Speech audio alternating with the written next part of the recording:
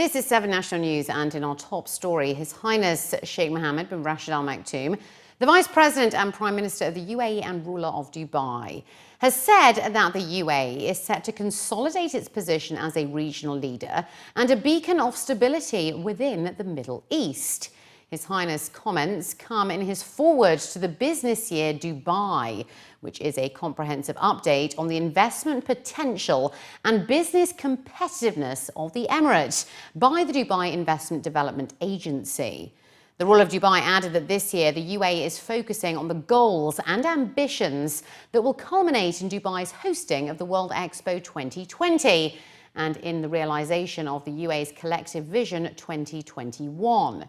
He stated that they are also working to establish Dubai as the world's centre for Islamic economy by 2018. And last year, they created the Dubai Islamic Economy Development Centre. In terms of the Emirates Tourism Vision 2020, to attract 20 million tourists per year, His Highness Sheikh Mohammed said that the UAE is 8th in the world and 1st in the Middle East in the IMF's global competitive rankings. Coming to Dubai has never been easier, and Al Maktoum International Airport will be able to handle up to 160 million passengers per year and 12 million tons of cargo annually. His Highness Sheikh Mohammed also underlined the importance of equipping all residents of Dubai with the knowledge and skills that will make the UAE even greater.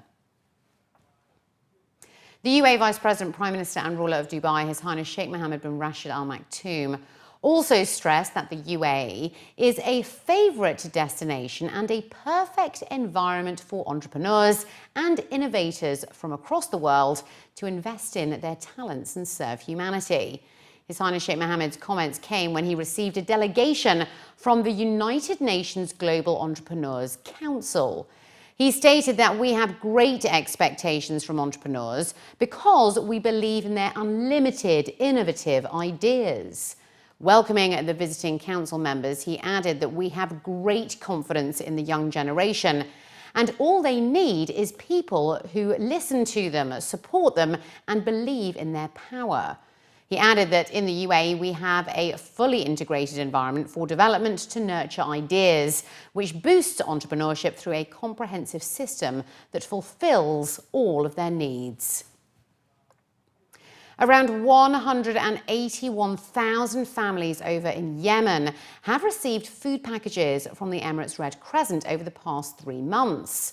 One of the directors of the Emirates Red Crescent's office told Yemen's news agency that around 17,268 families were displaced from other provinces. Some 732 people were special needs, including autistic children as well as physically, visually and hearing impaired people, who were among the beneficiaries of the UAE's food aid. The UAE's agency, he noted, distributed the food aid between August and October in collaboration with local communities comprising of imams of mosques and dignitaries. The food packages included sugar, flour, cooking oil and rice. From the beginning of next year, employees will be required to provide a clear signature when renewing their expired labour contracts in order to get a new work permit, as announced by the Ministry of Labour. Speaking about the new measures, Humaid bin Dimas Al Suwaidi, the Assistant Undersecretary for Labour Affairs, was quoted in news agency WAM saying that the new system for contract renewal and the issuing of new work permits looks to decrease the number of disputes between two parties. This follows the current system for work permit renewal procedures, which follows a simple notification from employers. He added that under the new procedures, workers will enjoy better options of either accepting a renewal of the contract or amending these privileges and conditions upon agreement by both parties. Al Suwaidi added that it will also enable employees to completely end the relationship, search for alternatives or return back home. He stated that we want the relationship to be clear not only at the hiring process and at the beginning of the contractual relation, but also upon renewal. Academics, researchers and university students in the UAE and the MENA region will soon have access to early Arabic printed books from the British Library, as resource provider Gale International is set to provide access to their digital versions as early as December. The announcement came during a symposium that was held and organised by Gale Cengage Learning to mark the establishment of their regional office here in Dubai. Over 100 scholars and academics from the region attended the conference, where discussions were led on the importance of digital learning, as well as access to global library resources. As a part of their efforts to share the intellectual heritage of the region, the Cengage Learning began digitising over 2.5 million pages of rare and precious Arabic language collections from as early as the 15th century that are located at the British Library over in London. According to Gale International, the first major searchable online archive of pre-20th century Arabic printed books will be available by December this year. The collection ranges from historic newspapers, periodicals and manuscripts, and officials believe that global access to the content should preserve the Arabic heritage for generations to come. The project that we're leading at the moment is a collection of early Arabic printed books which are held at the British Library. And this is over 400 years of Arabic culture and history. And I think the significant thing is that previous digitisation projects have always focused on the Anglo-American world, and actually historic Arabic materials are really hard to find. And most students in the Middle East can't afford to travel to London or to Library of Congress to access those collections. So what we're doing is, by digitising those collections, we're making them available and sort of democratising access to these important research works for students all over the Middle East. The Arabic books that we've digitised cover almost all subjects, so history, science, literature, you name it. So there's something there for almost any subject someone's researching.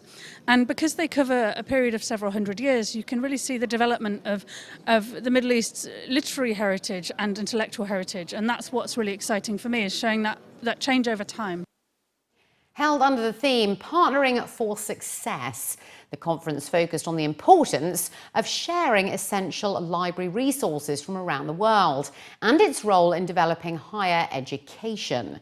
According to the speakers, although digital content does not yet replace the physical books, accessibility to the relevant journals and research papers can have a positive impact towards the economy. We believe that gradually, education is moving into the 21st century, and we are getting the use of technology, the appropriate use of technology, to make more impact on students. And I think that is a global phenomenon. We are, absolutely hopeful that our presence in Dubai is the beginning of our larger foray into the region, and we're looking forward to working with institutions and with students and faculty in this region. I think a part of the textbook market is going to be replaced, but I don't believe that textbooks in general are going to completely disappear within the next 5 or let's say even 10 years. I do think we will see a period where students still prefer to actually work with a combination of a digital solution and print whenever it makes sense for them. The Dubai-based Noor Training Centre for Children with Special Needs has revealed details about Assistive TechX 2015, which is a first-of-its-kind exhibition in the UAE, showcasing how assistive technology can improve functional capabilities of individuals with special needs. At a press conference hosted at the Noor Training Centre in Dubai today, officials stated that their overall objective is to enlighten the community as well as stakeholders on the advantages of assistive technology used in making a difference to the lives of children with special needs. While commenting on the technology, Noor officials highlighted that the use of assistive technology has greatly helped in breaking the everyday isolation of children with special needs, while also enabling them to join mainstream society and explore many more opportunities that were previously unthinkable. It was also revealed during the conference that through their workplace programme, 24 individuals from their centre have been offered employment, which goes to show that technology can truly revolutionise the lives of many.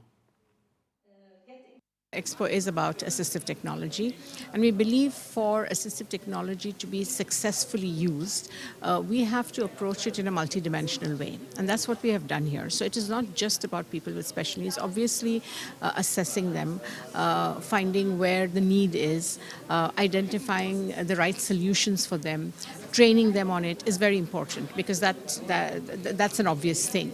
But it is also important that with this myriad and numerous technologies that are available, identifying or even being aware of what is available in the market is important for professionals in the field.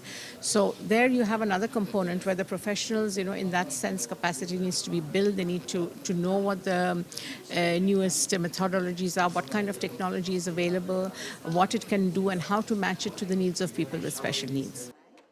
On the sidelines of the conference, a tour was organised to offer a preview into the exhibition, which brought together children and individuals with special needs, parents, community members, AT specialists and other experts in their field to create awareness about how technology is making life simpler, while also empowering children and individuals with disabilities.